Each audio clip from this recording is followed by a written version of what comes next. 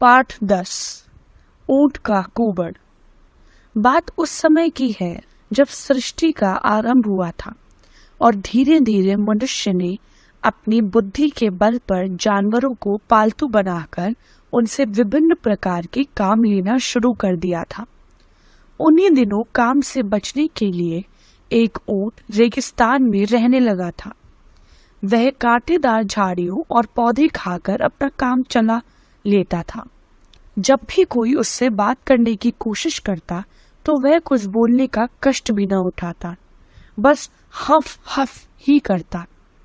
एक दिन पीठ पर सामान लादे और मुंह में लगाम कसे एक घोड़ा उसके पास आया और बोला, ऊंट भाई, चलो सामान ढोने में मेरी मदद करो। आर्दन ऊंट ने हफ कहा और चुप्पी साध गया। घोड़े ने जाकर सारी बात मनुष्य को बताई। अगले ही दिन एक कुत्ता मुंह में लकड़ी का टुकड़ा दबाए ऊंट के पास आया और बोला, ऊंट भाई, चलो हमारी तरह काम में जुट जाओ। ऊंट हफ कहकर पत्तियां चबाने लगा। कुत्ते ने भी सारी बात जाकर मनुष्य को बताई। एक दिन कंधे पर हल बांधे एक बैल ऊंट के पास आया और बोला, चलो मेरे साथ चलकर खेत में हल चलाओ। ऊंट हंफ कर कर मस्ती में झूमता रहा। बैल ने भी सारी बात जाकर मनुष्य को बताई। इसके बाद मनुष्य ने घोड़ा, कुत्ता और बैल तीनों को बुलाया और कहा, मुझे तुम तीनों के लिए बहुत दुख है, लेकिन दुनिया नई है, इसलिए मेहनत तो करनी ही होगी। मुझे पता है कि हफ हफ करने वाला जानवर काम नहीं करेगा, इसलिए तुम तीनों को दुगना काम करना पड़ेगा। मनुष्य के इस आदेश पर तीनों को बड़ा गुस्सा आया, पर क्या करते, मजबूरी थी। तभी हफ हफ करता हुआ ऊंट वहां से गुजरा और तीनों को काम करता देख मुस्कुराता हुआ चला गया। रेगिस्तान का स्वामी एक जिन था जो रेगिस्तान की देखभाल करता था। वह धूल की आंधी में लिपटा एक पल में यहाँ से वहां चला जाता था। उसने घोड़े, कुत्ते और बैल को मुंह लटकाए काम करते देखा तो नजदीक आकर उनसे पूछा, क्या हुआ, तुम सबको क्या कष्ट है? घोड़ा बोला, रेगिस्तान के स्वामी, यह दुनिया नई और इतनी बड़ी है, आप ही बताइए कि क्या यह सही है कि सब काम करे और एक कामचोर बना रहे? बिल्कुल नहीं, जिन ने कहा। इस रेगिस्तान में ऊंची गर्दन और लंबे लंबे पैरों वाला एक प्राणी है जो कोई भी काम नहीं करता, घोड़े ने बताया।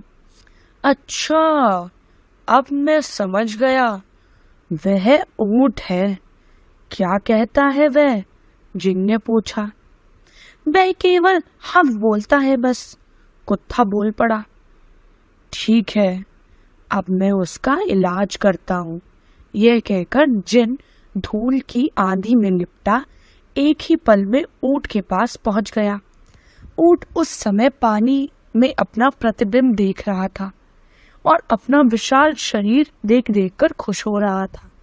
जिन ने कहा, मेरे विशाल मित्र, यह मैं क्या सुन रहा हूँ? दुनिया नई है, यहाँ काम करने वालों की जरूरत है और तुम कोई काम नहीं करते। ऊंट ने कहा, हफ। जिन बोला, मैं तुम्हारी जगह होता तो यह शब्द दोबारा मुंह से नहीं निकालता। मैं चाहता हूँ कि तुम भी दूसरों की तरह काम करो। ऊंट ने बोला, हफ, पर यह क्या? यह शब्द पूरा होते होते उसकी सुंदर चिकनी पीठ पर एक बड़ा सा कुबड़ निकल आया। जिन ने कहा, जाओ अब काम में जुट जाओ। अपनी पीठ पर इतना बड़ा कुबड़ लेकर मैं काम कैसे करूंगा? ऊंट परेशान होकर बोला, यह कुबड़ काम करने में तुम्हारी मदद करेगा। तुमने कई दिन गवा दिए।